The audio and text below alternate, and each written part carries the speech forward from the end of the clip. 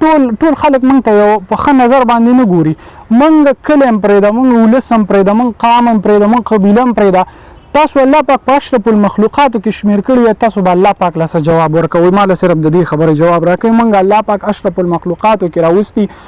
دا خو د ژوند حل نه دی چې ما معشوقې بېوفایي وکړله او بس زه به نشه چالو کړم. دا خو یو حل نه شو. سلامونه احترامات ټولو ملګرو ته.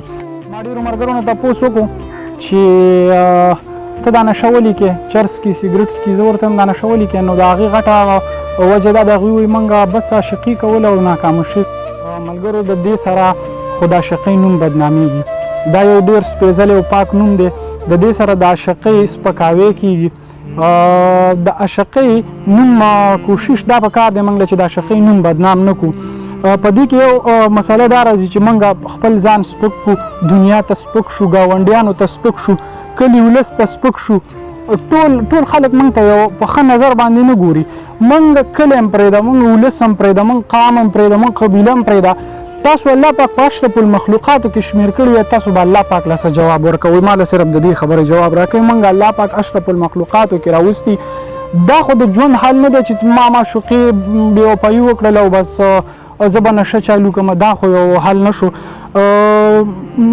یو عامه او اسانه خبره کوو. دا موبایل دی ما سره، مال الله پاک راکړی دی. یا زه د دې موبایل قابل یم او یا دا موبایل زما قابل دی. خفه کېږئ مه، خو عاشقي تاسو ملګرو غرقه کړله.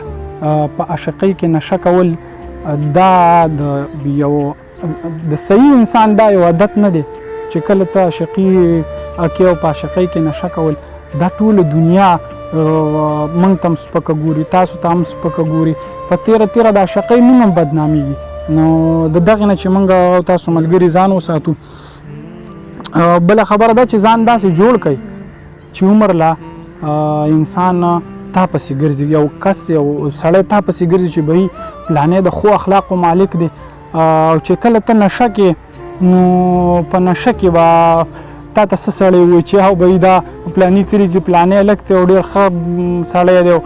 بله خبره ده چې تا له څوک لور خور هم نه درکوي. په دې تمه باندې مه اوسېږئ چې ته د نشه کې، ته د ټولو خلکو، ته د کلي په مخ کې نشه کې او تا د هغوی لور خور درکړي. دا غلطه خبره ده. عمر لا به تاسو په غلط سړي ځکه اوړئ یو ټپه راته رایادېږي چې د معشوقې مثال د پیر وي. پیر چې کامل وي سړی نه بدرنګوي نه. تاسو عمر له د غلط سړي انتخاب وکړئ نو بیا تاسو ته دا مسلې ډېرې راځي. دنیا کم ځای ته ورسېده او تاسو اوس هم په پوله کښېنئ چې راشه ملګري یو وار نه سوار راکړه راکه سګرټ ولګوه نن خفه یم. او زموږ په علاقو کې خو دا ډېره ده. زه عمر له ډېرو کسانو ته ګورم خپل بچي له پیسې ورکوي، بچي ورشه زما د دوکان نه راله نسوار راوړه، د دوکان راله سګرټ راوړه. نو سبا له چې هغه بچی سګرټ چالو کړي تاسو ورته دا نه شئ ویلی چې نه ته دا سګرټ ولې کې ابول شوه. بابا تا ولې کول چې ته ما ته وایې سګرټ مه کوه، تا پخپله ولې کړي دي. عمر له تاسو کله نشه کوئ، تاسو پرې عادت شوي واپس ترې نه شئ اوښتې. خپل بچي ځان سره د نشې چې کوم ماحول جوړ هغه ځي ته مه بوځئ، ځکه چې هغه ماشوم هغه په هغه ټیم کې هغه څیز ته ګوري او هغه شان عادت اخلي. نو عمر له داسې کوئ چې بچي ځان سره د نشې ماحول ته مه بوځئ. د ابراهیم تاج ورور یو شعر را یادېږي چې زما بچي که د نشې د لاس سمري نو ځکه شاعر په شعر کې ورله درس د میکدې ورکړی. شاعرانو ملګرو ته هم زما خواست چې عمر له داسې شاعري پکار ده چې یو بل مسلمان ته چې کم از کم چې دومره خو وشي چې هغه خو ته د ښې سبق والي که نه، چې هغه خو وایي چې او به زما د پلاني شاعر شعر اورېدلی دی او زه د هغې په رڼا کې د ژوند له یو نوې لار ګورم. عمر له شعر دغسې پکار وي. خپل ماشومان د ځان سره د نشو محفولونه قطعا مه بوځئ. دا د هغوی ژوند هم تباه کېږي او د هغوی زندګي په داو لګي.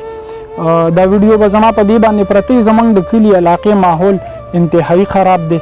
په دې باندې د یو کس ما سره نه نښلي چې تا زموږ د کلي سپکاوی کړی دی. ما د خپل کلي سپکاوی نه دی کړی، خو دا څیز بچي او ماشوم په دې غم باندې اخته دی، په دې وجه باندې اخته دی چې معشوقه اخوا او معشوقه دی خوا. هلکه ته اول ځان خپل مقام ته ورسوه نو ته بیا د معشوقې طلب کوه. کله چې ته خپل ځان مقام ته نه یې رسولی، ته چې کله د معشوقې طلب کې نو خامخا به ګرځېږي. یو ګاډی دی زه هغې ته ورخېږم، ما له د هغې چل نه ځي، یا به پرې څوک وامه، یا به ګاډی وامه ونې ته، یا به ځان خوږومه، یا به بل خوږومه. عمر له ته ځان قابل کړې دغې چې یو کس یو انسان ته په خپله ووایي چې بچې تا دا کار ښه وکړو او ته د خپل ملک دپاره د لارښود جوړ شه.